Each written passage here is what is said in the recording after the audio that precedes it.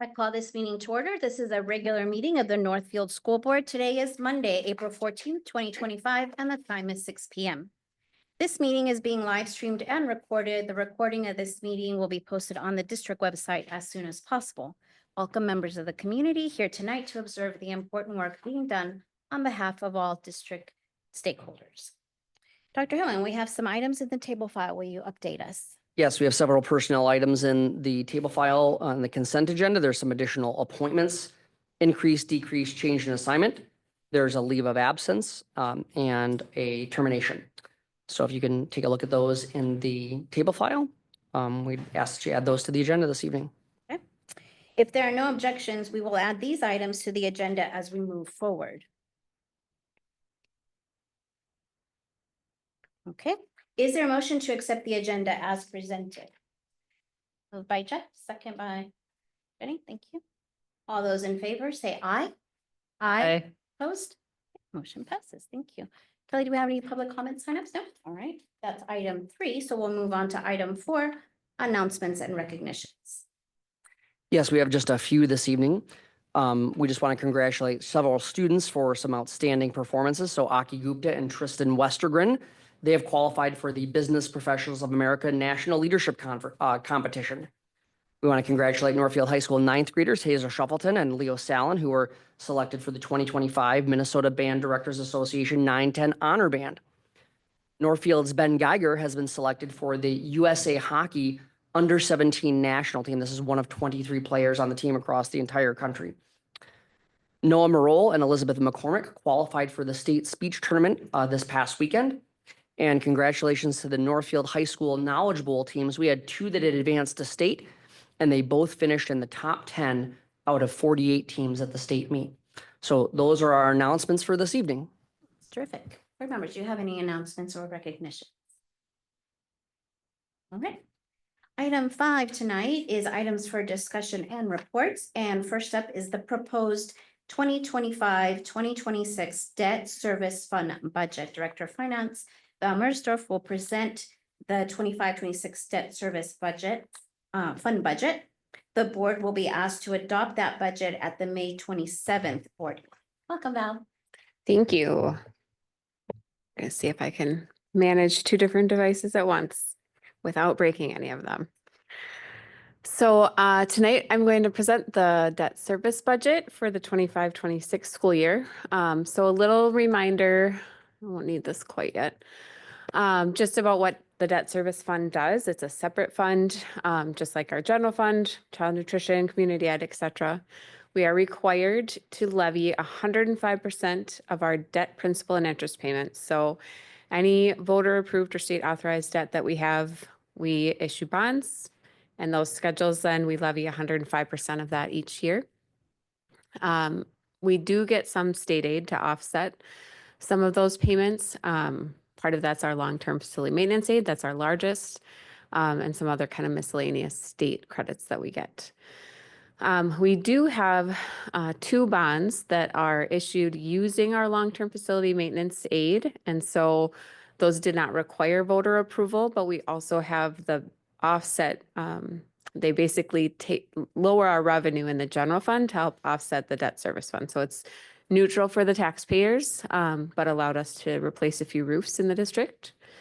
And then other financing sources you'll see is listed on there. We do not typically have that. That's if we're doing a refunding or that sort of thing. So we haven't had that in a little while. But that is another line item in the budget potentially. We just haven't had any for a while. Debt service expenditures, again, is really just the principal and interest and any fees that are associated with making the payments on the debt. We're also required to do some required mandated reporting that Ellers does on our behalf. There's a small fee for that as well. So overall, this is probably one of the most straightforward funds and presentations that I get to do.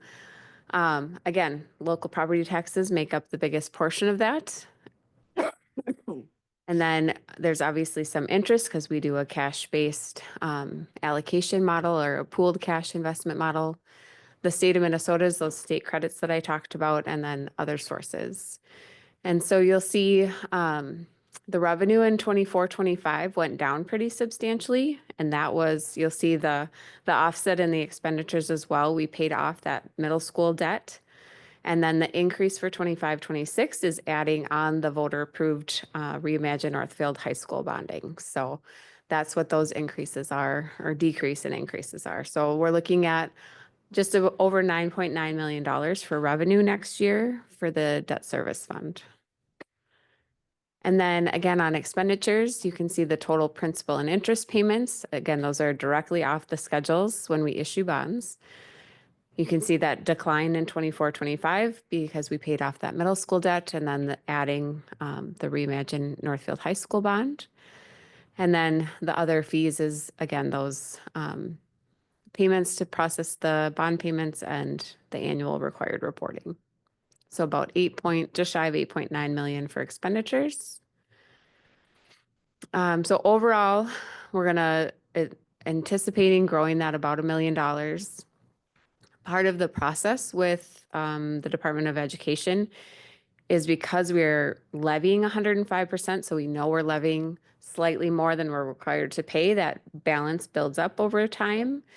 And the Department of Ed does a calculation looking at your 3-year fund balance. And if it gets to a certain level, then they'll basically reduce your tax levy. So offsetting some of that cost for taxpayers to make sure that we're not just pooling money there for no reason. So 2.9 is our anticipated ending fund balance. Again, I think that's on the high side for us. It's usually in that $1.5 million range. And so I anticipate we'll see a pretty big tax adjustment on our levy for pay 26. And then this is our actual principal and interest schedule for next year. Again, we have 4 issues outstanding right now. And you can see the newest Reimagine Northfield High School. We just issued that last month and got the funding for that. We are anticipating issuing the remaining debt for Reimagine Northfield High School probably in May of 27. But that's the 39 million that we issued this year. And then this is all of our outstanding debt for the next 23 years. So just about 112 million, including interest that we'll be paying. And again, I think what's important is if you're looking at that total column, as much as possible, those numbers are really similar, and that helps keep the levy as consistent as possible for taxpayers. So that's an intentional strategy that we can do in scheduling our bond payments to help make that level. I think that was everything. That was a pretty straightforward one. So if you have any questions, I would welcome them. Thank you, Val. Board members, do you have any questions for Val? And at this time, then we will move on to the next item, which you will be presenting the 2025-2026 internal service fund budget. And also the board will be asked to adopt that May 27th. Yep. So this is the internal service fund. So as a reminder, this is the separate fund where we account for our self-insured health and dental plans. On our financial statements, it's actually a completely separate financial statement. It's not included in our government-wide financial statements.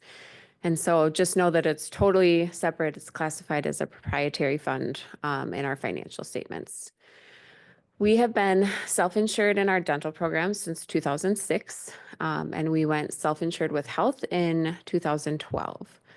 And so the revenue is the premium. So our benefit advisory committee meets annually, reviews the data, and sets the premium for both the health and dental program, if there's any increases needed, that sort of thing. And then that premium, part of it's paid by the district, part of it's paid by the employee, and then we do have some retirees that are still on our plan as well, based on their contractual agreements and what they're allowed to do after retirement. And then expenditures are any actual health claims, dental claims, and then there's an administration cost of Blue Cross Blue Shield or Delta Dental issuing cards, processing claims, and doing all of those things. We switched back to Blue Cross Blue Shield January 1st of 24. We've kind of flip-flopped back and forth between Blue Cross Blue Shield and Medica, depending on which was most financially advantageous for the district and our plan. So currently with Blue Cross. And then our stop loss coverage is at 125,000 per year. So you can think of that as the plan risk is up to 125,000 per member. And then Blue Cross Blue Shield is then paying any excess, but it's an insurance premium, right? So part of our administrative fee is paying for that stop loss premium. So we do analyze that each year just to see if it makes sense to increase it. But right now it's still at 125. So I'll start with the dental fund. We do track them separately. Even though they're reported as one fund, we track them separately so we know exactly how each of the programs is operating. And we've seen, both with health and dental, we've seen just a slow incremental decline in enrollment. My theory is that that aligns with what we've seen in our budget reduction in the last several years. So we just have we have fewer staff that are enrolling. And then the premium has been basically the same since 2006. 2024 was the first time we've increased it. Since 2006, we actually did, I think we called it a premium holiday in 2015-ish, where we had so much fund balance that we actually reduced dental premiums and health premiums for a while. But now we are finally getting caught up where medical inflation is making it so that we need to actually increase the premium. But that's a pretty good run. So that's a great story for the district. So we did increase it another 5% for 1/1/25. But again, pretty reasonable premiums for the plan. So overall, the top lines, the fund balance, the first two columns are our audited results. The third column is what we are planning to happen this year for our adopted budget, and then what we're projecting for the 25-26 school year. So charges for services, again, a 5% premium increase means we're expecting a little bit more revenue, even with the offset of a slightly declining population accessing it. Interest earnings, again, is a cash pooled model, and so we're anticipating that to be a positive. I tend to budget pretty conservatively there because it's a bonus to have it in the fund balance if we get it. So total sources is about 968,000.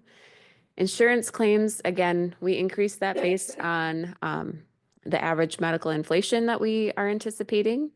And then administrative fees is typically on a per member basis. So you'll see that declined from our adopted budget, in part because we were looking at historical and because we're having less participants active in the program. And so our ending fund balance is projected to be about 227,000. Our goal for both health and dental is to have about 40% of our expenditures, our claims expenditures, just to cover. And so we're projected to be slightly under that. Projecting for 24-25 to be kind of spot on, but that's why we started increasing that premium, is to make sure we're not getting too far down the road. So we anticipate that to continue. But overall, it's a pretty stable fund. There's not lots of swings like there can be with health claims. There's a lot more volatility. So overall, very stable, but we'll keep working towards adjusting that premium incrementally so it's affordable for staff and the district, as well as managing the fiscal responsibility. So now to the health fund, similar, the enrollment is just incrementally declining. Again, similar reasons to dental. I think we just have less staff to access it, but also it is becoming more expensive. As you're aware, health insurance across the district, the state, and the nation is just can be very expensive. And so we want to try and balance that the best we can, but it is an expensive benefit. We do have a very solid benefit here. And so I think for the most part, staff are getting their money's worth, but for everyone, that is a cost that they have to analyze. And some other employers, you know, their spouse might have a better program. And so there's all kinds of things that happen from year to year that can change that enrollment. So about 448 people are signed up for our health insurance. That does include over 1,000 actual covered members. So 448 staff or retirees, but 1,000 people covered when you consider family insurance and all those sorts of things. The premium, the benefits advisory recommended a 10% increase. I will say this is the first time in probably 5 years that I feel like I'm giving an even remotely positive health insurance update. 10%, while still significant, we had a 25%, I think a 7, and now a 10. So we've had some pretty substantial increases. Our claims data is looking much more stable, is the word I will use. It's still, we still have some high claimants, but not nearly to the level that we had been seeing. So overall revenue, obviously with a 10% increase, we're expecting that charges for services, which is that premium revenue, to increase. So looking at about $10.6 million there. We do have a specific agreement with Blue Cross Blue Shield that we will get all of our prescription rebates. There's other models where they get the rebate, but we pay less administratively. It has worked to our benefit to actually take those in-house. And so we've seen anywhere from $200,000 to $400,000. So $290,000 is what we're projecting for next year. And then again, interest earnings, slight increase over what we are projecting just based on our historical, but again, conservative, because I don't want to overinflate that. And then insurance claims, you will see, is actually projected to go down a little bit, partially due to less people on the plan, partially because when I look back at our historical, if you look at the audited results, 9.4 seems a little high, but we had also been projecting a very high claims increase trend. And so that's exciting to bring any part of the budget back down a little bit. And then administrative fees at about 1.3. That is a rate that we had locked in with a specific increase with Blue Cross based on our 2-year process. So when we switched back to them on January of 24.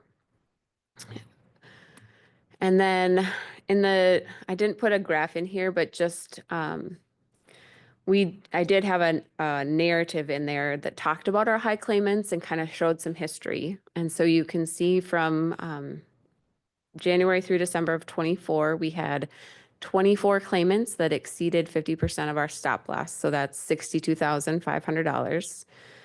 Those 24 claimants made up 27.7% of our total claim spend.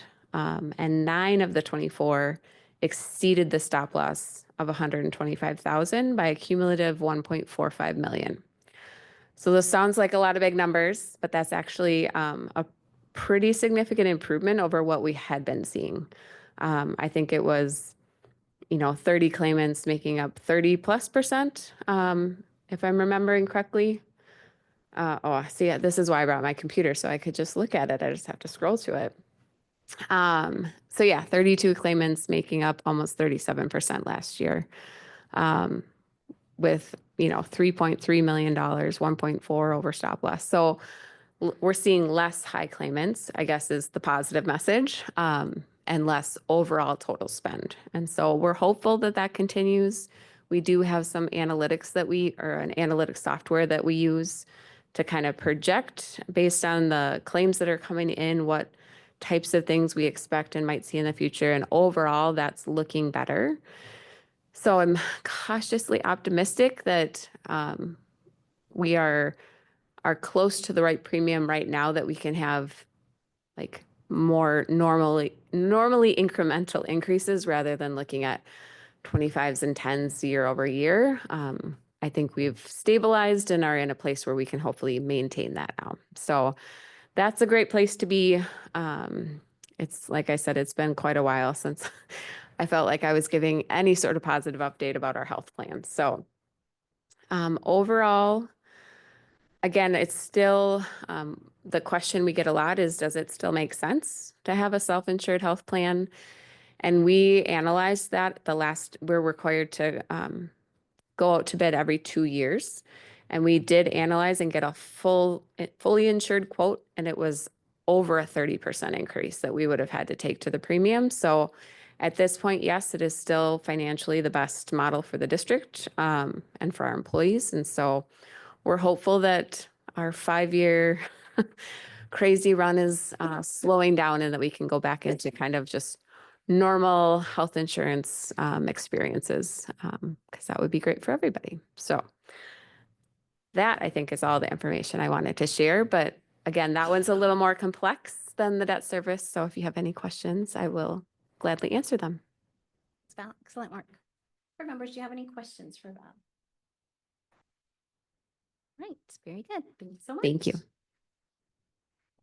Right, the next item is our priority-based budget reduction recommendations discussion.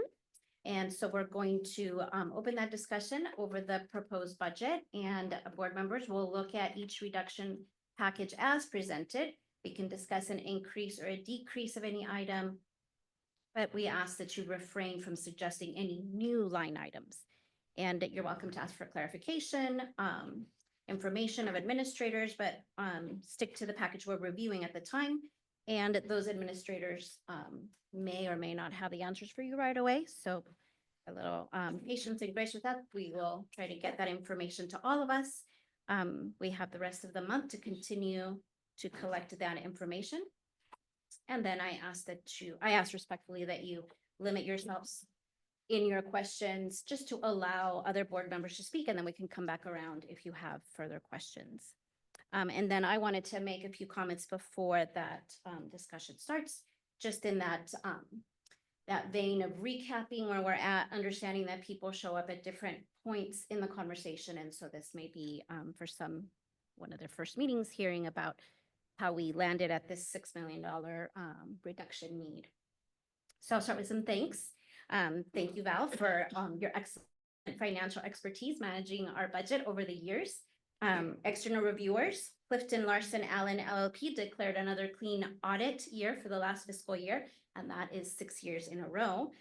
Also, our district's financial management has been validated by receiving a strong bond rating by Standard & Poor's, and our district has the second highest rating in about 150 Minnesota school districts who are rated by S&P. So those are great brags. The board is also proud of Dr. Hillman's leadership. We're always proud of your leadership, but especially in this particular reduction period. And we're, of course, immensely grateful and appreciative of all the community members, the administrators, and Val for putting together these proposed reduction packages. I like to recall what Dr. Hillman says is we can be proud of that process and still not like the result. And then finally, thanks to all of the district stakeholders who have emailed us, called us, met with us, attended our community forum, read the stories in Northfield News, listened to the news pieces on KYMN, talked to teachers, students, administrators, educational assistant nurses, just talked to various people in the district to hear how the reductions will be an impact to them. And we don't disagree as board members, as community members, as parents. We don't disagree with your concerns. It's a $6 million loss for all of us. Lately, I've also been reflecting on how much I want to find something or someone to say this is the cause, and if I just fix that, we'll be in better shape. But the truth is that we're in this position because of years of underfunding of public education, unfunded mandates, declining enrollment, inflation, and our special education funding gap, which in Northfield is $4 million. And then just to recap that, public education is funded by the state. Our budget in Northfield is 70% per pupil funding, and then 30% is made by the voters and state and voter approved levies. We are extremely lucky to have a community that supports us and understands the importance of financial investment. So again, we understand this loss and we understand that early intervention, wherever it lands, 6 months, 6 years, sixth grade or at age 16 is vital for all of our students' success and confidence. And I'll end with Ben's words on the KYMN news show with Logan Wells, that these reductions mean people. And so we won't forget that. These are people, professionals who have passion and investment in being educators. And these reductions also mean children will have less choice and less time in enrichment programs. So we'll open that discussion now, beginning with the activities package. Do that, and then Dr. Hellman, do you have any comments you want to make, or should we? I do not. I think we want to hear from board members about each package. Any points of information or clarification on the activities package?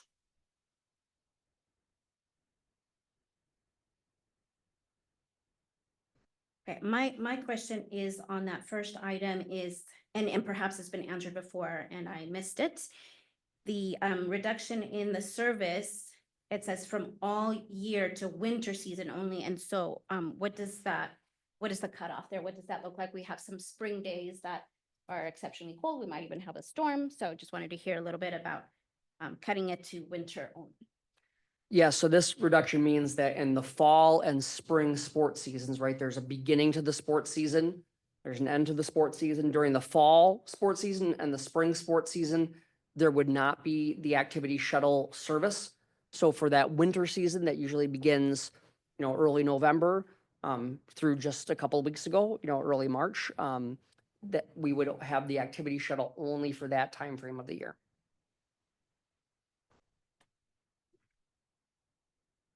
So you are right. There could be some cold days in late fall. There could be some cold days in early spring. Of course, both in the fall and the spring, there can be rain, there can be thunder, things that are, just part of our weather patterns. But in this case, that activity shuttle would only run during the winter athletic season. Would not run during. It would only run during the winter Oh, yeah. athletic season, just not in the fall or the spring. Thank you. Okay, so do we want to move on to the next package then? I feel like there weren't any questions there. Okay. So the next package is the district services. Any questions or items for clarification? Any information needed? I'll give you another 4 minutes to think. You have a question, Maggie? My question was about line 28, the transportation fee. I guess that's one where I think it would be helpful to have a little more information about how many families or riders would be affected. Additional concern around school pickup and drop off and how additional parent drop off and pickup might affect, especially at the elementary schools, that kind of traffic patterns that exist there. So if we could just get some more information about that, it would be helpful. Yes, we are working with Benjamin Bus to get a list of all the students that currently are registered that live within 2 miles. So we are working on that. So we'll absolutely get that for you. And I think it's probably difficult to predict what the impact to traffic flow would be depending on how it's perceived. And so, but we can certainly get the data and share with you what we have. Okay, Ben? And just a follow up on that, the 2 miles, is that kind of put a point in the school and draw a circle 2 miles around, or is it actually 2 miles like walking distance? I believe it's 2 miles from the front door of the school based on the roads to the front door of their house. Okay. Now, again, that's rough. They do it in their system, right? But it's from their school, so each elementary school has a 2 mile boundary. The middle school has a 2 mile. So each one has their own kind of boundary, if that makes sense. Gotcha. So it's how somebody would walk, not fly to school. Yes, correct. Yep. Jeff, did you have a question? I'm just saying, isn't state law 1 mile and we do 2? State law is we have to transport if they live 2 miles or further. Okay. But we do one. currently do 1 We do mile one for state law, secondary too. and 0.75 for elementary.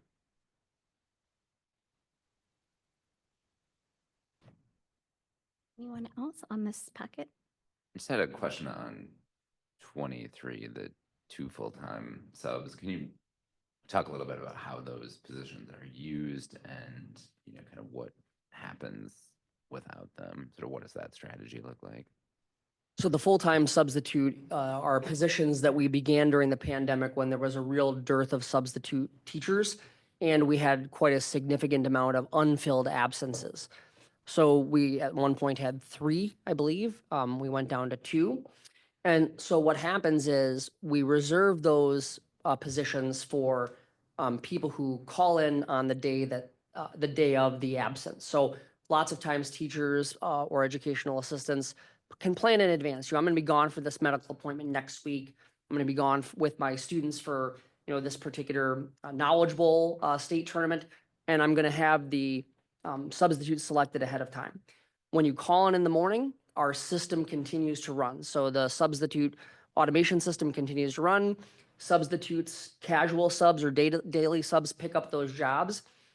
If there are jobs that are left over, then those full-time substitutes are assigned to a full-time teaching position first, a full-time day-long teaching position. And then if all of the substitute positions are filled, they'll be assigned to cover an educational assistant absence. Those are the positions that we do still struggle to fill on a day-to-day basis. We pay very competitively for daily subs. We have had a much better year this year. I'm looking at Mr. Gelano, the middle school principal. This year has been much better than last year. Last year was better than the year before.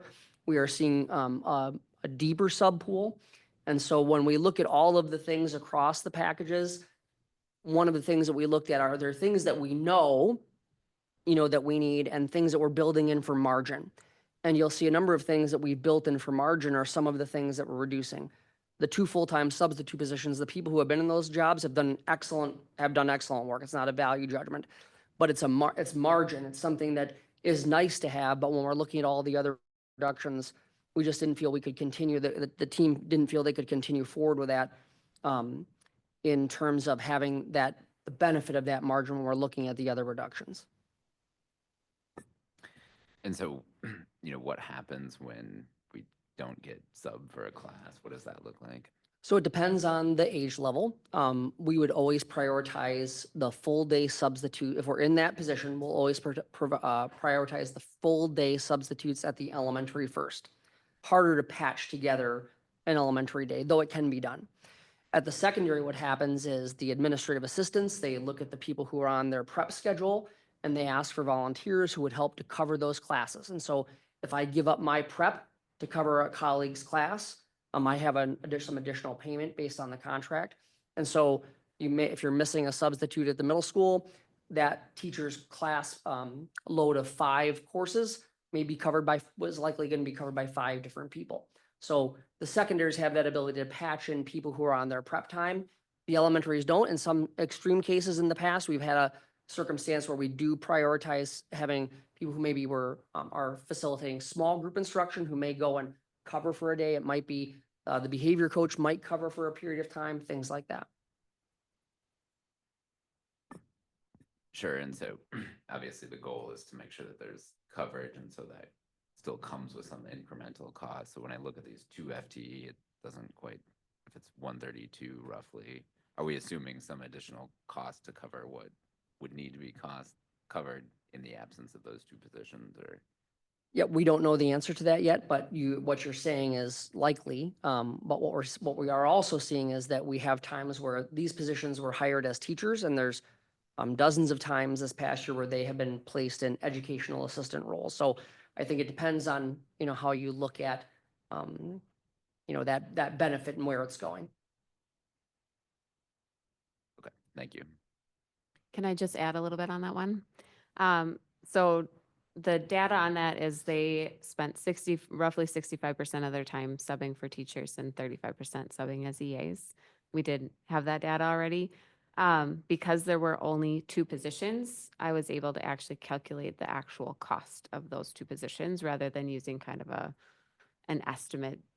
300 teachers is a little harder to pull each one. So that was an estimate, and they are not paid on the teacher contract. It's a separate rate. So it's a slightly different model. Gotcha. Okay, thanks, Beth. Yep. And I wanted to ask more on that item 23. How often, or, I mean, I don't need a hard number, but how often do you use both substitutes? And then how often is the district in a position where we've used the two substitutes and we still have need for coverage? Yeah, I don't have that data for you tonight. I can tell you that the two substitutes are here every day, right? The full-time substitutes, they work every day at the same rate. As you heard Val say, 65% of the time, they covered teaching positions. 35% of the time, educational assistant positions. My perception, based upon what I have talked to the HR department about, is that there have not been many times where they have not been able to cover. Okay. My understanding is that so far, there's been a total of 49 unfilled absences during the year. Now, if you think about that, but that can range from I need to leave 1 hour early to go to an appointment, and I have my neighbor across the hall cover for me, that could be considered an unfilled absence, all the way to someone who's gone for an entire day that we need to patch in, during the prep time. And so 49 sounds like a lot, but if you think about the number of people in the district, 300 plus teachers, right? The number of days each year and the number of class periods that could be, it's actually a very small number in context. And in talking with Emily Grody, who runs our, Brooke Balfour, who runs our substitute management system, she said this year has been one of the best years we've had in some time. From other individuals outside of the. Correct. Picking up through the system. Yep. Yeah. Okay. Anyone else? Jeff? Yeah, I remember when we added that 2.0 substitute. Just a question, you answered, part of that, but I mean, within, I don't know, 10 years, or what is the statistic or trend of what is kind of normal and acceptable for substitutes in the ad? I think one of the main reasons is when we did this, was to really have somebody that's very accountable for substitutes. And I'm just wondering, does the pool for, qualified substitutes go up or down, or is that pretty stable? So it has been, I would say the pool for qualified substitutes has been, I would say that it was peaking before COVID. We saw, quite a pretty decent pool. Then during COVID, obviously the pool was not sufficient, which is one of the reasons we added these. And the pool is now deepening again for a variety of different reasons.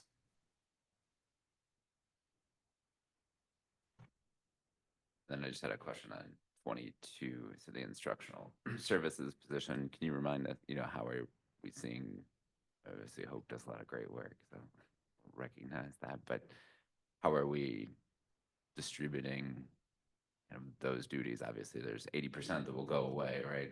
Those other 20%. Well, not 80% of the duties, 80% of the money goes away. The duties still have to happen. Right, exactly. So it says 20% savings to support redistributed duties. So can you talk about that a little bit? Just Yep. remind us. I can. So in the restructuring of our district office due to some retirements and partial return, HR is also part of this overall approach. Molly's coming back and going to work 3 days a week. Thanks to the work that Hope has done, Hope has really developed some excellent systems with the instructional services department. So we are not going to replace that position, and I will run that team starting next year. So there are some instructional services coaches or specialists, whatever you'd like, whatever we determine to call them as we move ahead. We've got people who are focused on mathematics instruction. We have an individual focused on the READ Act. We have an individual who's really focused on the CERC process and career technical ed, and more so with the secondary pieces as well. We're looking at adding some days to those folks' positions.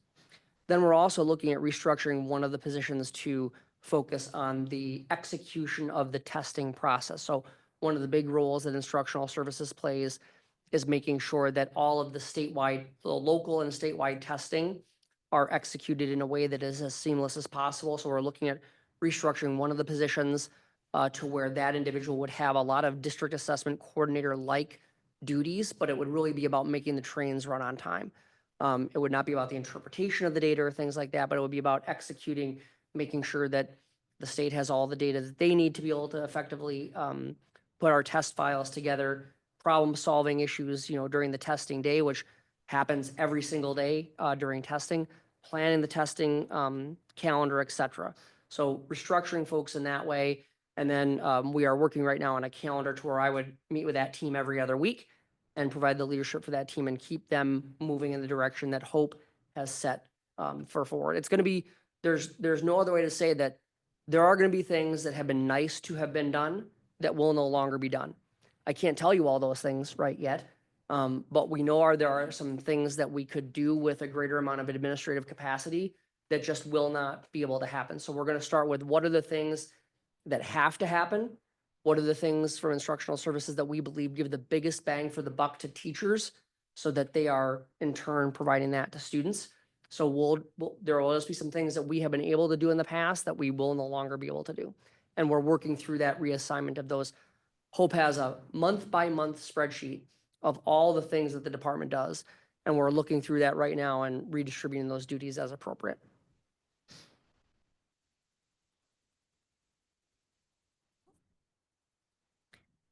And so Matt, you said you're gonna be leading that team, the instructional team. Yes. And then same with I lost the human resources, line 31. So that's a little different because Molly is retiring and coming back 3 days. She will run the administrative services of the HR department. So again, think about the most predictable things within human resources, the hiring, the benefits, all of the items that you know and can have a general predictability over it. Then what I will take over from that particular area is I will go back to being the lead negotiator. So I'll lead the negotiations team. And then I'll also take a larger role in employee investigations. So things that Molly and I have teamed on in the past, where she's taken the lead, we'll just flip and she'll be the backup on those things while I'll take the lead on those as part of it. And when I say that I'm going to take the lead on it, that also means that we're going to be building capacity within the system. So right now, for any kind of investigation that's brought in, we typically Molly typically leads an investigation. And so that way it's very consistent no matter where it's at. The investigation is conducted by the same person with the same approach. It is likely that we'll be training our principals have a role in those investigations, but it's very likely we'll be training our principals to take a handful of additional responsibilities with those kinds of investigations. But we're going to consolidate that into fewer administrators. Mhm. Anyone else have a question or comment? So I'm hearing that you're gonna pick up some of the work from the instructional services and from human resources, and then I wanted to hear about line 34, the Studer educational contract, that there's still gonna be work there, but you're not gonna connect with Studer anymore. Correct. So our partnership with Studer Education goes back to 2017. It was originally funded through a grant from the Healthy Community Initiative. So they funded it for several years. And then we were able to pick that up because we really found value in it. So our contract with Studer Education does several things. They're the third-party administrator of 3 surveys that we run each year: our district services survey, our employee experience survey, and our parent and caregiver experience survey. We'll no longer have them as a third-party administrator. We will work internally to run those similar surveys, whether that ends up being with a partner from Carleton or St. Olaf, whether it be partnering with the unions, to be able to make sure that they know we're conducting the employee experience survey in this authentic third-party way, if that makes sense. So we'll continue to do the survey work. We just won't have that independent third-party administrator to be able to help us with it. And then we used Studer Education to do a lot of systems development and leadership development over the years. There's many things that you've heard over about cascading communication. There's a number of things that we have used that have really been effective leadership tools that was a result of executive coaching that we had from Studer Education. So we're very disappointed with that. It's been a great partnership for the last 8 years. I think that our administrative team and our district culture based on day have really come a long way as a result of that partnership and the coaching that we've had, but we just can no longer afford it. Appreciate that. And then I have one more item and then I'll open it up again. Line item 32, how can, share on how can we reduce an instructional coach? Well, What's we- happening that we can reduce it, or what are we gonna see the impact of that? So in this case, one of the instructional coaches is going to retire Okay. and then come back at halftime. And right now, that individual has a broader set of responsibilities. But when this person comes back, at halftime, they're gonna focus solely on mathematics instruction. So it will be extending the implementation of the Bridges curriculum. It will be the secondary mathematics curriculum implementation, the coaching that goes along with it, the teacher lab days. But rather than having the entire breadth of, for example, helping with the testing team, this person will solely focus on mathematics instruction. So the question is, how do we do it? We're going to find out.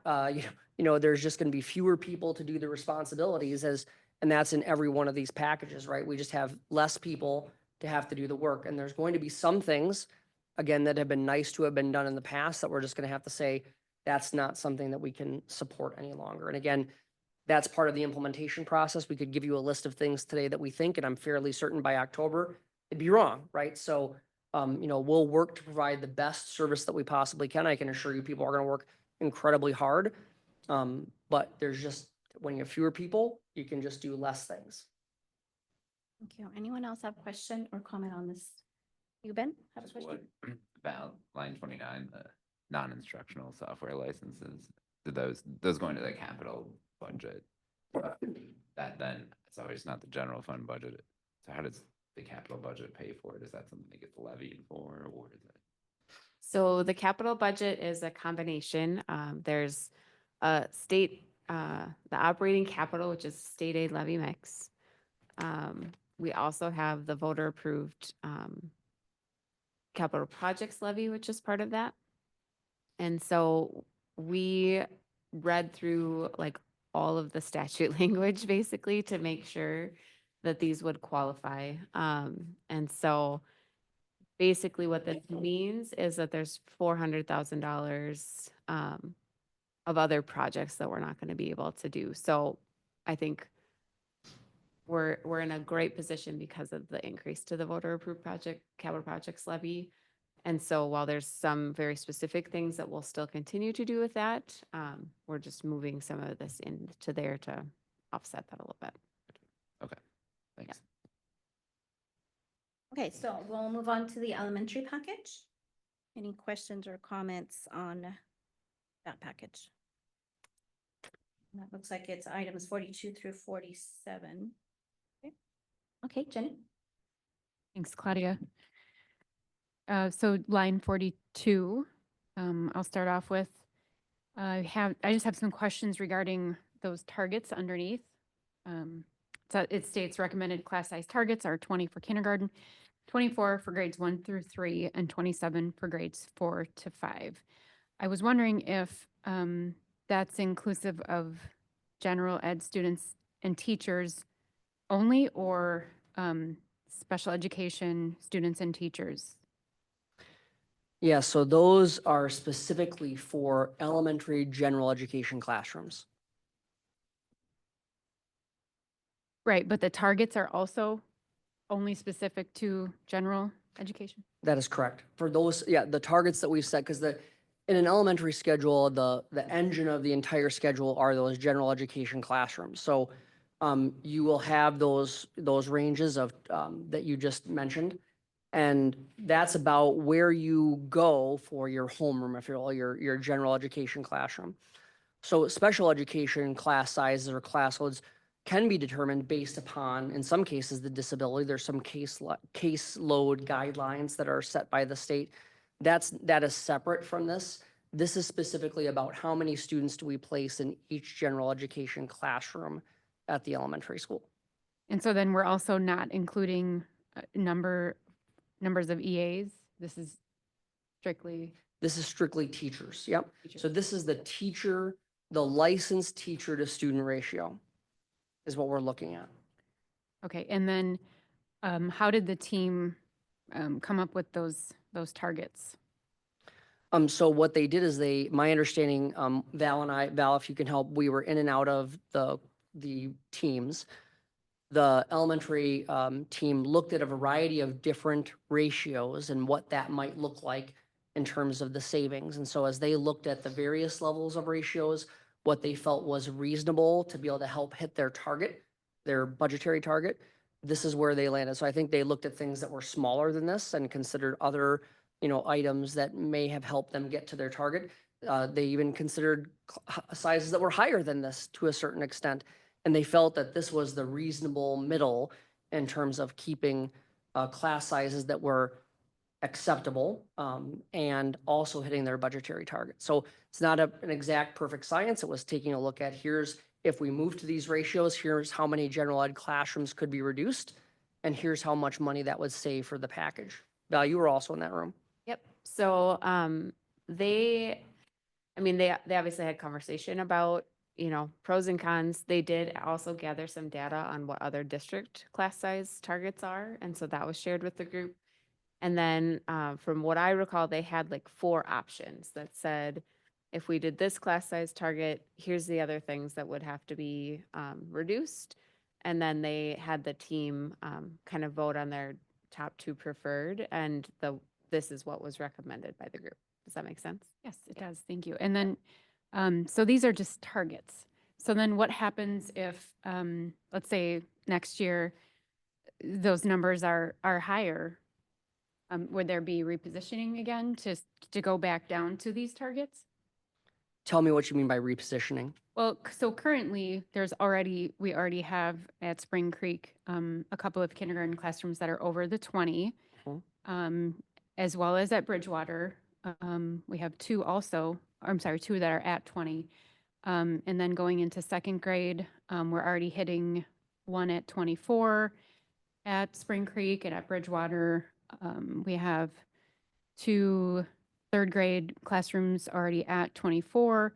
So I mean, we're already close, and then reducing 9 full-time teaching positions.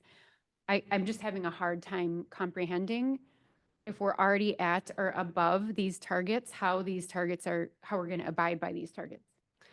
So remember, a target is a target and it's not a specific data point, right? So when we take a look at class sizes, the target is the divisor, if you will. So we take the total number of students in those contemporary sections, we divide it by that number, and then we look at how many sections would that warrant. And it's not a perfect, this grade has got 2 over 26. That means we got or 2 over 24. We're gonna go back and add a section, because in that case, if we did add a section, we'd be down to 18 kids, right, per classroom. So it's a range, it's a divisor. And then we use our professional judgment if there's a need to add a section. Now, class sizes are not perfect, right? You can have a class of 28 that feels like a class of 20. And you can have a class of 17 that feels like a class of 40, right? It depends upon the makeup of the student population. A variety of factors go into that. So from time to time, we'll give elementary principals their allotment. And almost all the time, it works out well, right? From time to time, we'll see a case where they will say, you know what, I really need an extra section of second grade. And I'm just a little bit above the target right now in 4th grade, but I think that I can handle that class being larger. So I'm going to move an FTE from 4th grade to second grade. So within this construct, we can move sections from one grade level to another. Just because it's 24 doesn't mean that we can't have 26 or 27. It doesn't mean that we can't have 21 or 22, which sometimes also happens. So you're right, we're going to be running pretty tight. And in the past, we also had the benefit of having contingency. So in the district services package, one of the things you'll see is we are recommending cutting back from 3 FTE of contingency back to 1. And what contingency did for us was, if we did have a grade level where, as you say, we're right on the target, we get a number of move-ins in that district over the summer, and we now have a class size that has increased to the point that we're not comfortable with, we could use an FTE from contingency, which is FTE that the board has already approved, and we could assign it to 4th grade at Bridgewater, as you said. We still have the ability to do that. If we did see a class size that we thought was pretty significant, we needed some change. The contingency is nice because it allows us to move quickly, but we can always come back to the board, come back to you and say, we've had an increase in the enrollment at grade 4 at Bridgewater. We're going to ask that you authorize another teacher, for the coming year. And so at that point, it's not as seamless as it is if we have the 3 contingency FTE. So I'm not sure if that's helpful or not, but it's not a perfect number. It's a divisor to help us determine how many sections there should be per grade level. Okay, and then also, would we ever have to be concerned then of violating the state statute regarding the K through 3 class size, where 17 is a set class size? So I have not ever understood that that was statutory. I think there's some guidelines and some recommendations is my understanding. I know that there are districts that have 30 in kindergarten. Right, but they could be violating that statute. They could be, yes. I know there's some class size targets and there's some recommendations.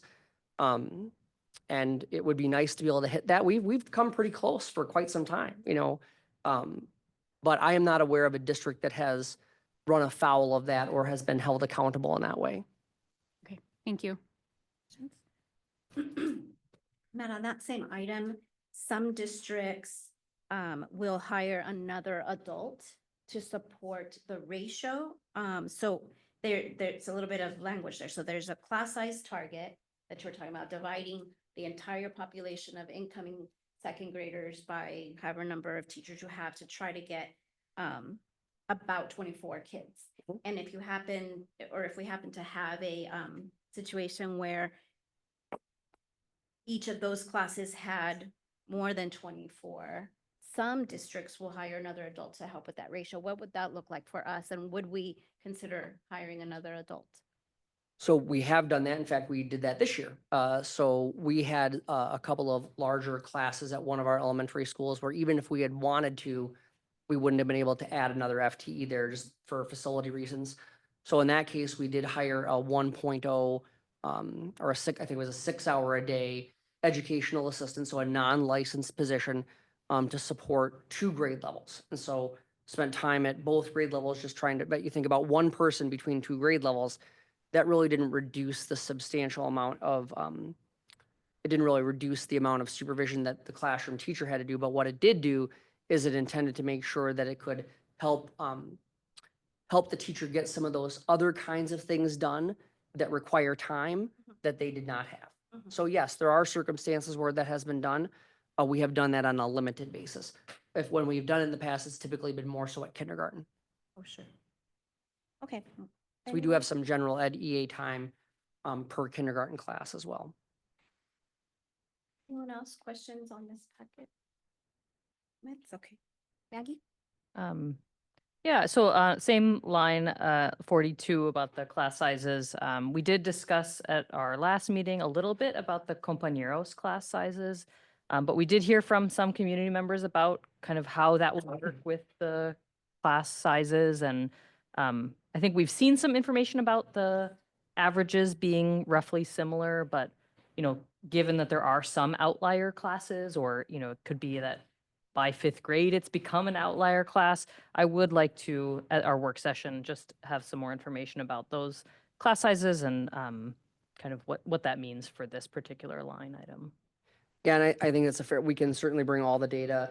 There are a couple of outliers across the system in compañeros. They tend to be at the upper grade levels. And I personally believe that is still a COVID impacted component. So I think it'll be interesting as we continue forward. But if you do look at the data, so for example, you know, at Bridgewater, the average contemporary class size projected for next year, this includes the 9 FTE reduction, would be 23.39, and the average compañeros class size would be 22.4. At Greenville Park, the average contemporary class size next year would be 22.33, compañeros at 24. At Spring Creek, where they have the 2 biggest outliers across the system, next year's 4th and 5th grade. Even with that, the average contemporary class size at Spring Creek would be 21.43, and the average compañeros class size would be 20. So, you know, you're talking about within a student and a half average. Now, it's fine to talk about averages, right? But it's different when you're looking at, I have 26 students in one section and maybe 17 or 18 in another. And then again, there's a couple of outliers that we have, but when you look at the averages, it's far closer than I think what sometimes people perceive because of those outliers. And we can bring a detailed analysis to the work session. Yep. Anyone else? I had one more question. That was item 46. So does the district currently own these instruments, and then we have a budget to send them out for repair? So now those instruments, if they were damaged, who will, the family will? Yes, we do have an overall district repair budget that covers that. And so I anticipate probably, if it goes over budget, asking for support from NFAB or something like that, but it can really vary from year to year. And so overall, I think we'll be in an okay spot based on what the historical budget looked like, but there are some avenues for support if needed, if there was a larger year. So there'll be a reduction and the anticipated amount is 6,000. So what is the current budget? I want to say it's a little over 12 right now. Thank you. Okay, should we move on to the next packet then? Very good. Then we will go to the secondary packet. Can I frame one thing at the beginning of the secondary package? So, as you know, we continue to look at each of these line items. I just want to call out one item. You've seen one line item that's changed a couple of times related to the high school administrative structure. So, eliminating a high school assistant principal position. If you recall, the early recommendation was to replace that with a full-time dean of students. You then saw that continued to evolve, and it was fully eliminate the assistant principal position, no replacing with the dean of students, using a non-licensed security liaison to be able to help with that. Mr. Byer is investigating now something in between that, right? Looking at actually potentially having a part-time dean of students, someone who might teach part of the day and also be a dean part of the day. He's still putting some of those numbers, but the length of this process, we will have a handful of these, so I just want you to know we're not there yet, but it's going to be close to what is in there. He might need to have a little bit of additional money to make that work, and we have some ideas about where to offset that. But there are some of these things we don't want to say just because they're in there, this is exactly what it's going to be. We want to give those teams the ability to find out what's the right method to do that. And so I appreciate Principal Byers, continuous thinking about what's the best way to serve the high school in the reality of losing one of their 3 administrative positions. Thanks for letting me clarify that just ahead of time. Thank you for here. adding that. Okay. Questions or comments from the board members? Any other question? Yes, so we've obviously heard a lot about the kind of 7-6 period day at the middle school. So if I look kind of at the way that the items are laid out, there's I think some of those things are contingent on each other, right? So you could group them together. So which line items, is it 49 and 64? Would we add those together and kind of say that those are the dependencies between a 6 and 7 period day? Yeah, so I would submit to you that there are 3 line items that are related to the shifting from 7 to 6 periods. The first would be line item 49, reducing the middle school electives by 0.6 at a savings of $75,000. I would also indicate it would be line item, looking for the health. Line item 64. So that's another position that would be part of moving from 7 to 6. That's for a total of $125,000. And then I would also say that the media, the middle school media educational assistant, 62. 62 for $55,000 is also part of that. The rationale for reducing that middle school educational assistant in the media center was that you were going to go to no study halls, and the vast majority of students use the media center without their classroom teacher during a study hall. So that, I would say those 3 are really the financial impact of the 7 period to 6 period day. Okay, so 55 plus 125 plus 75. 255,000, yes. Got it. Right, thank you. Any other questions or comments? Okay, Jenny? Thanks, Claudia. I also am going to focus on line 49 regarding the 7 to 6 period day. I do have some questions regarding going into the proposed schedule that we did receive from Mr. Jeleno, proposed middle school schedule, and then going into the arts standards area. I just want to make sure that, we're going to be in compliance before I guess we go any further, and even maybe before we go into our workshop, it would be beneficial either to have the information now or maybe at the workshop. But what, and I know this question has been asked before, but I don't remember how much detail we went into it. But can you talk about the consequence or penalty that MDE would or has imposed on districts not meeting an art standard? So I've got Hope Langston, our Director of Instructional Services, here to help us with questions about the art standards. So if I can have her come to the podium. And I'll ask, I don't ever recall MDE taking any adverse action against the district for not meeting any academic standards. I think the theory is that the adverse action is if you don't, if you're not following the standards for those areas that are tested, you would obviously not perform well on the tests. But we do have a number of standards that aren't tested. So what have you learned, Hope, or your experience in this case? I've not ever seen MDE adversely take action against the district. No, I have not either, and I know that there's and I will pull this for your work session. Somebody did some kind of study of how many districts are meeting all the standards in all the areas, and it was actually a shockingly low percentage. So I don't think there is any financial penalty that I've heard of or any action that's taken against the district. Obviously, we're all trying to do the right thing and meet all the district standards. But I'm going to tell you, in the Big Nine and elsewhere, meeting this new arts requirement has been extraordinarily difficult. Okay, and then going into that further, according to those standards, are there any 2 of the 5 arts areas where the standards would maybe overlap, making it, I guess, easier to meet and even exceed those standards? I know when we do this work, they talk about standards bundling. And so that's part of the curricular work that we do to take a look at all the standards, because if you put them all together, it would be really hard to teach all of them in every content area in a single school year. So you bundle those together. We actually do it cross-curricularly as well. That's why we looked at when dance is being done in music, what dance is being done in PE, to see if we can bundle standards together in that way as well. Okay, thank you. Now, anyone else have a question or comment? Ben, do you have one? Maybe. Let me get back to the slide. Maggie? I think mine was also about the arts requirements, and I think particularly looking at the schedules that Mr. Jeleno sent out, the students who are not in any music, I would think that they would be particularly at a disadvantage in terms of getting the 2 arts requirements, given that there's then only, it seemed like, there would be needing to cover multiple arts in one art class. So I think that was a concern for me.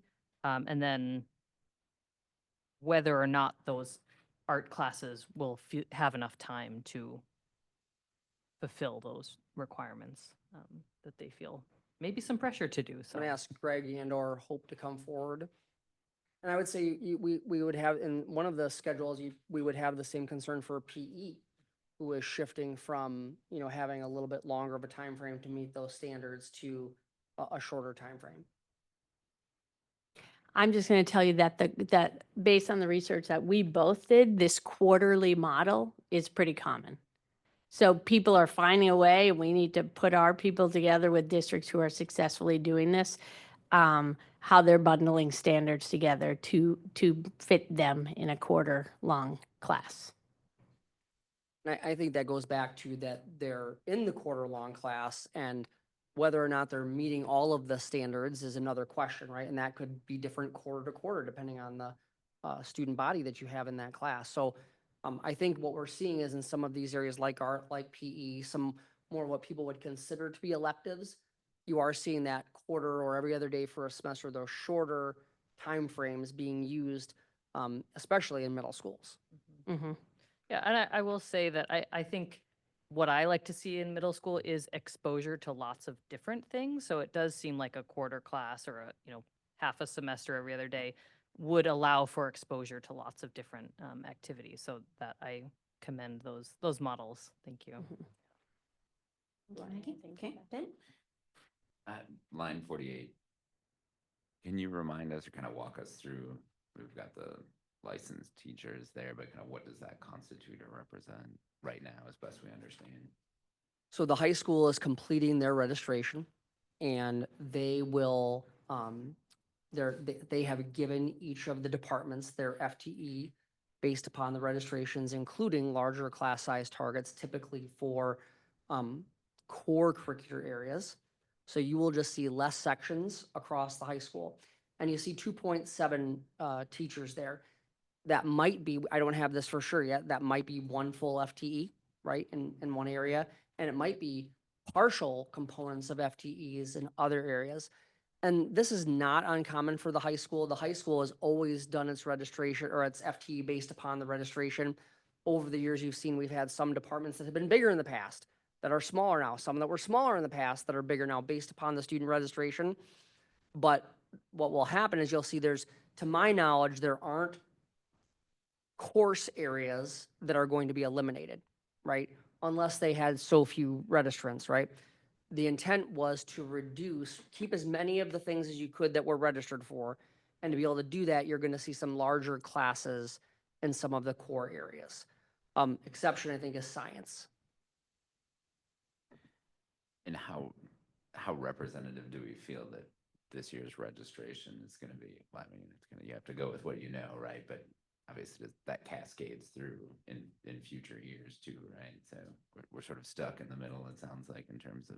Well, and a high school registration reinvents itself every year, right? So, you know, I use family and consumer science as an example. There was a time at the high school that there weren't enough registrations to support one full-time teacher.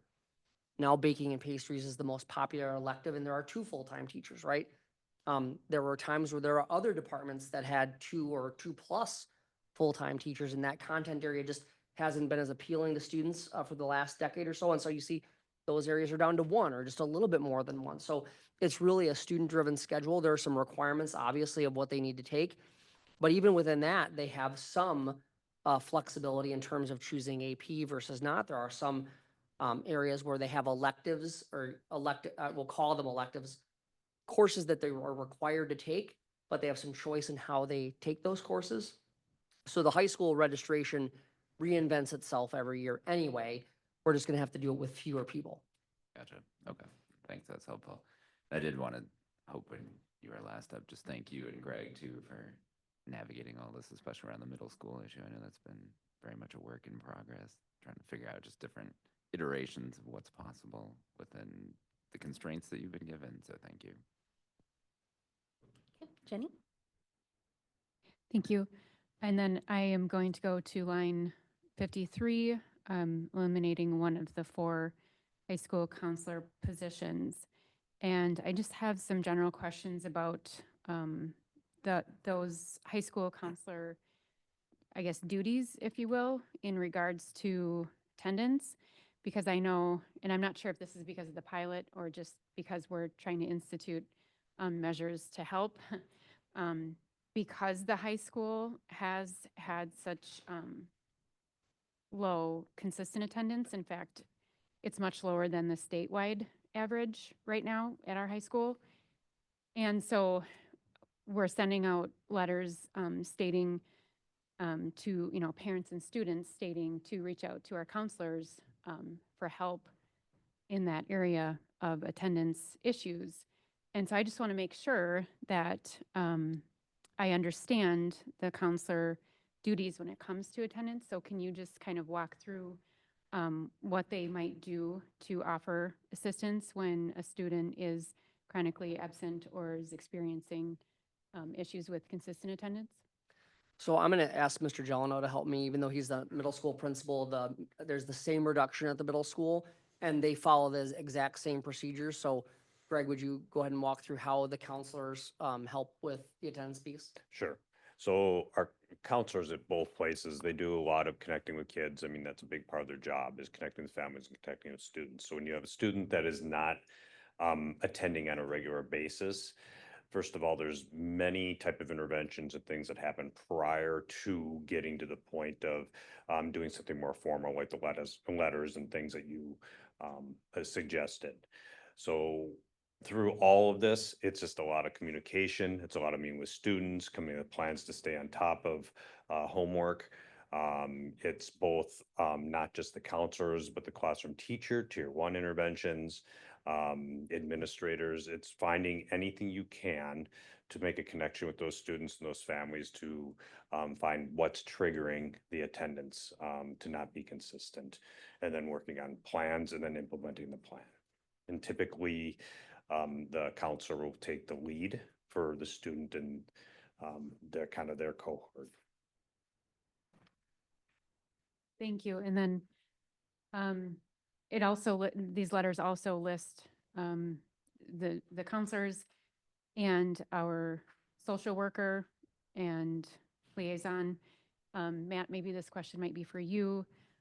Would these, I know our counselors are full-time, but would the social worker and liaison, when it comes to attendance issues, are they also full-time, able to assist with these issues? So the social worker at most buildings is full-time. At the high school, I believe we've had a little bit less than a full-time social worker for some time, like a 0.8. Our social workers typically have focused on serving students with special needs. So in terms of, there are some times where in the past where we've coded the social worker so they could assist with some general education needs from time to time. So it's likely on the consistent attendance piece, the social workers may be working with the students who they've already worked with. So they're part of a team. It's an overall team approach, looking at who is the best person to be able to help try to break that logjam around consistent attendance. And I think it's important when we talk about consistent attendance, we're talking about students who are attending 90% or more of the days. And, on any given day, we have, well more than 90% of students in attendance. It's just a matter of who are those students that are missing, more than 17 days a year. And that's an eye-opening piece for some families. If you think about it, if you're sick for a week, you take vacation for a week and you do some college visits, you're very quickly there. So, not all consistent attendance problems are created the same. Some are fairly straightforward fixes, some are choices, right, that people are making. So I think it depends upon the level of intervention that the student needs as well. Who's the best person to be able to intervene? Okay, thank you. Hey, Jenny. Anyone else? Maggie? Question related to the counselors. I believe we've seen numbers that over the next several years, the middle school will actually be growing in size. I'm curious if the reduction team that proposed line 53 and 55, if they knew about that particular fact of our declining enrollment and whether there were other reduction considerations around the counselors. Yes, I'm gonna ask Greg to come up. I do want to point out that truthfully, we're not even close to where we were at the height of the middle schools. I mean, we were almost 1,000 students, at one point with 2 counselors. So even though it's going back up, we still aren't close to what we were at one time 7, 8 years ago. To answer your question is yes, there was discussion about other possible items. But the fact of the matter is the middle school schedule and the structure and the systems we have in place are about as whittled down as we can get, as lean as we can get and still function. So the options in lieu of that would be coming out of the classroom. And that committee was adamant that to try minimizing the impact in classroom. Thank you. Anyone else? Oh, Ben? It's just time horizon for both the third counselor at the middle school and fourth at the high school. When were those added? Do you remember? So Roughly? those would have been added 2021, Okay. 2021-22 school year. They were added with the first round of the, there were so many different names of I think it was the ESSER funds at yeah. that time. And there were some specific things that you could do in those counselors. There were 3 counselors, if you think, that were added. One was at the high school, one was at the middle school, and one was at the area learning center. Gotcha. And the one at the area learning center is scheduled to remain. Okay. And Hope, I think you presented some information on absenteeism data, right, or attendance data earlier in this calendar year. I think it was in October or something like that. And if I remember that presentation, there's no consistent way that districts really measure or compare that, correct? I'm remembering Actually, Jenny, when you said our high school attendance rate is worse than state average, I actually went straight to the report card. Because that's what we found actually, is that there's not consistent coding across the state. So when Northfield looks like its attendance rate is drastically different than our neighbor down the road or some other, we knew something was amiss. And we got on the phone with Michael Diedrich at MDE to say, like, what is happening here? So we have seen improvements in attendance. The latest data that's publicly reported is from fiscal year 23, so it's pretty outdated at this point. But I know what we see live on our own district dashboards. So yes, I think that the attendant, it's a village effort in each building. And secondary has attendance teams in each building that work on these chronic situations. But I think Ben's question is, we know that there's no consistent way of coding these across the state. So we made it potentially to our, against us, we had done, just before this big push on attendance had happened, we had done a lot of work to streamline and align all of our codes across all of our buildings. And when we saw that initial, which by the way, that attendance data, as much as we didn't like it, it did help us get into that pilot grant. And the data that we have now compared to what was the last public, or as Hope said, far better, but we were still able to get the advantage of being part of that pilot grant. But if you call 5 schools and ask them about how they categorize one kind of absence, you will get maybe 6 different ways. Even of just how a they're- full day or a half day. Right. And the pilot districts have actually raised this point. Like accurate record keeping is one of the top priorities for the state. And the state told us, like, it got disrupted by COVID. They were on their way when attendance became an accountability measure to making it more consistent, and then it got disrupted. So you are absolutely correct that right now we're not there yet statewide. Yeah, and not that it's not an important issue, but it's just hard to make that kind of Mhm. district to district or statewide comparison at this point. And as the parent of a high school senior, I can tell you, yeah, you gotta visit colleges and go to admitted students days, and those are all generally during the week. So that's Yeah. happens. Thank you. Anyone else question or comment on this packet? Should we move on then to special services? Okay. Any questions or comments for the special services package? I know we looked, I know we looked at kind of 76 and 76A, but maybe you can just kind of do a little deeper dive there just for the comparison. Yes, so under line 76, right now we have 7 professionals who are part of our health services department. There are 7 licensed nurses, 1 licensed nurse at each school building, and then there is a licensed school nurse that is flexible and supervises all of those health offices. That is a relatively recent phenomenon that just started a couple of years ago when we hired an additional nurse.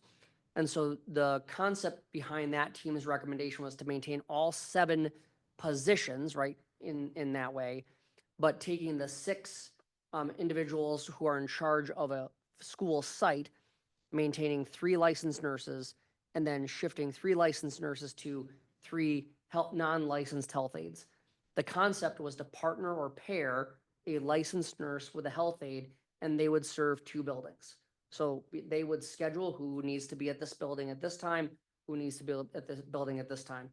As you know, we received a tremendous amount of feedback about having any kind of non-licensed health personnel in the health office. And so that prompted us to go look back and say, what are some other ways that we could address the budget reduction issue in health services? And the determination was to offer 76A, which would maintain a licensed nurse in each school site, and we would revert to the previous practice where the licensed school nurse, remember, school districts are only required to have 1 licensed school nurse in the entire district. That's what the requirement is. And so that person would then now also need to oversee a school health office site like they had done prior to 23, 24. But it solves the issue of people who have had a concern about not having a licensed person in each building. But we go from 7 FTE, if you will, in that department to 6. And so there may be some need you'll see that this line item, 76A is about 70, or about, it's about $7,000 more than the savings of line 76. We may leverage that difference to offer the licensed school nurse some additional days or some additional hours to be able to complete some of those district-wide reporting requirements above and beyond what their regular schedule would be. Okay. Yet to be determined, but that's a conceptual piece we would consider. And just under kind of the current model, if a nurse were absent for a day, is that kind of the seventh nurse then kind of picking up that building, or? She can, and so we do have a stable of nurse substitutes. That was an area we were struggling with for a while, but Sarah Pratt, who's in charge of our health service department, we now have a handful of substitutes who can come in and substitute for a day here and there. If we don't have a substitute, that's where the district licensed nurse would come in and cover that building for a day. Okay, and so then if we go to 6, then presumably there could be a gap, I guess, if you're not able to get a Yes, substitute nurse. yep, for sure. And sometimes if that happens, again, we partner that office then with another building. Thankfully, we have our buildings that are fairly quickly Yeah. located. And we do have where people can call one another, or a person can go over and step in and assist as needed. Okay. Not perfect, right? But again, this is about reducing rather than eliminating 76A. Right. Thank you. Anyone else on this package?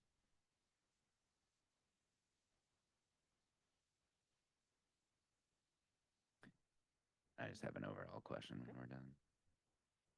Okay, if we're good on the packages. So Val, if we kind of look at that total amount and reduction and move forward with that, roughly 6 million, where does that land us in terms of our fund balance percentage? That's a good question. Don't have that right off the top of my head, but I can pull it up. I want to say the 6 million recommendation when we had it in the financial forecast tool made it that we would be above our fund balance target through fiscal 27. I don't have the exact numbers, but I'll look it up.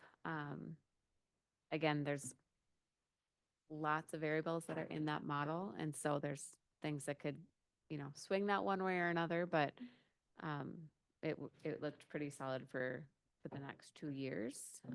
But let me pull that up. If there's other questions, then I can circle back with that.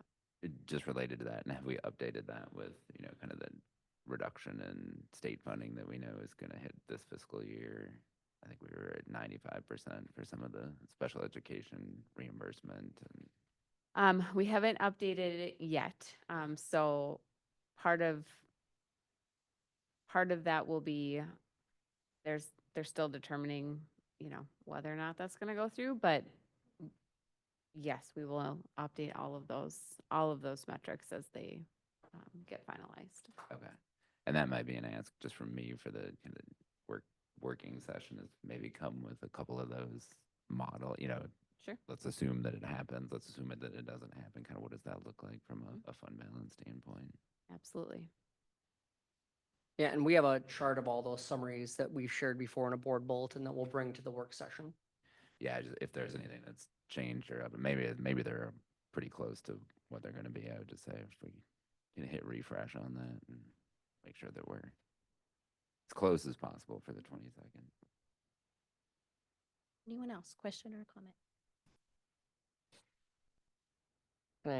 So we've gone through each package. I think we've captured some of the pieces of information. We've answered a lot of your questions tonight. Hopefully we've answered them sufficiently. We'll be able to provide additional data at the work session. My goal for the work session is that by the end of that time, you have everything that you need to be able to come to a conclusion, right? That doesn't mean that we can't have questions on the 28th, right? But what my hope would be is that by the end of the work session, you may not have had it be ready to make a decision at the end of the 22nd, but that you have enough information, you have enough of a direction where after you thoughtfully continue to consider the data and the information that's been shared with you, that you're really just now wrestling with what is the decision I'm going to make, not what are the components that are going to make up that decision. These are very difficult. We all prefer to be talking about a million other things other than this. It is loss, right? It's real loss in the classroom. It's real loss to people who mean something to kids. It's a loss in our systems, which I know people don't find systems very exciting sometimes, but we talked tonight about removing some of the margin that we have so that we can be nimble and adjust to changing circumstances. All of those things are lost, right? Both real to human beings and also for the system's ability to respond effectively. But this is what the responsible financial management looks like. And so my goal is to be able to get you as much as you have so that these difficult decisions that you have to make, you've got what you need to say yes or no, line item by line item on the 28th. And I think it's just worth it to go through that process here so we can foreshadow it for you and for the community. You know, on the 28th, what we plan to do is take each budget package as if it were a consent agenda. So if you think about how we handle our consent agenda, we'll bring forward the activities package. And we'll ask, are there, any board member would like to remove any line item from the activities package? Any board member can remove any line item. So if you say, I want to remove line item 22, that line item comes off. Once board members have said all of the line items that they'd like to remove from the package, we approve the remainder of that package except for the line items that you've removed. Then we go line item by line item and you discuss that particular recommendation and you either approve it, you know, or you don't approve it. And so that's how we'll go through. We'll do that for each package so that every package has its due, and anything that you want to remove and have an individual vote on, you can do so. Obviously, 86 line items, it would take a long time to go line item by line item. So this is a way that we can try to do it efficiently and also make sure that there's due diligence and appropriate discussion on any line item that any board member would like to remove from the package for individual consider. This is how we did it 2 years ago. And so I know many board members are familiar with that. I think it's just worthwhile to foreshadow that right now.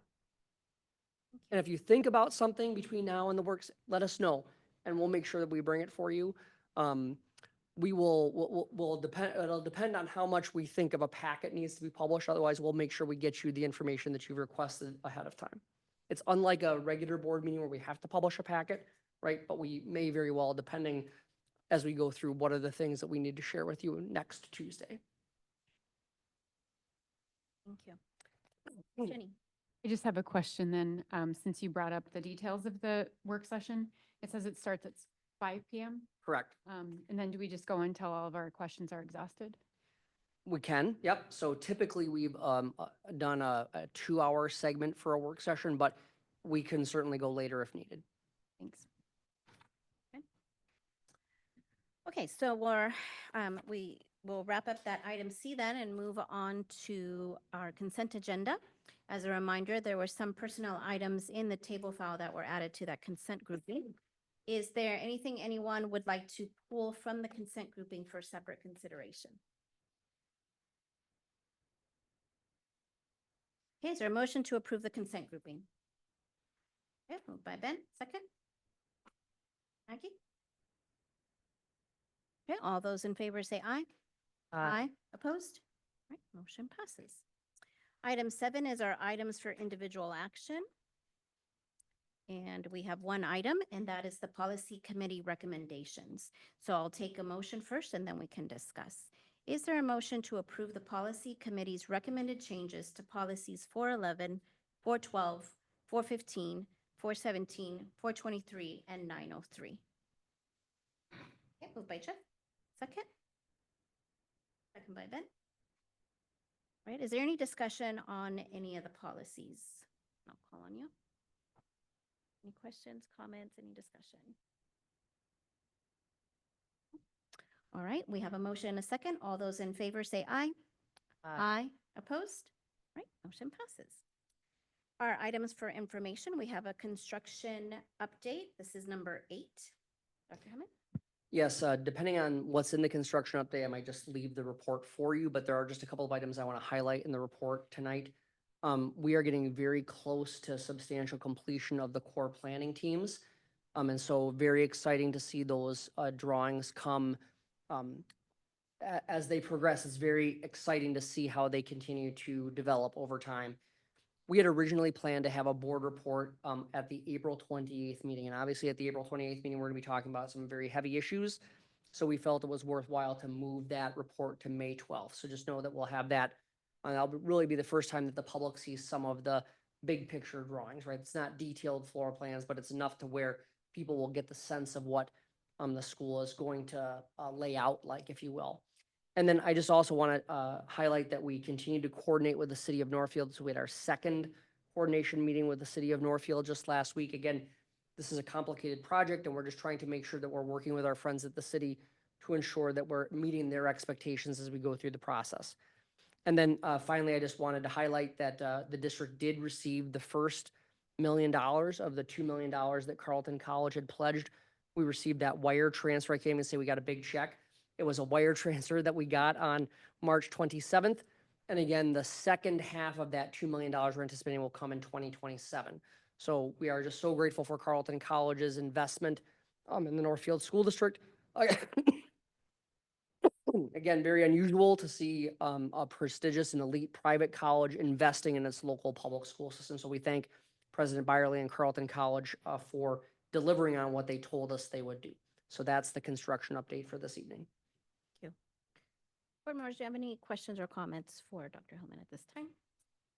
All right, next we have our enrollment report. It is the April 2025, and you can find that in your packet.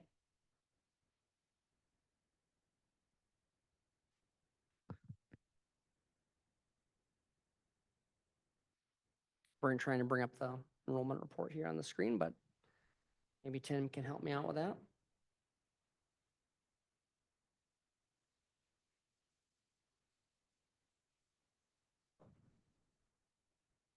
Okay, apparently we're not going to see this evening, so you have it in your packet and you can take a look at it. You will see that we did increase a little bit over last month.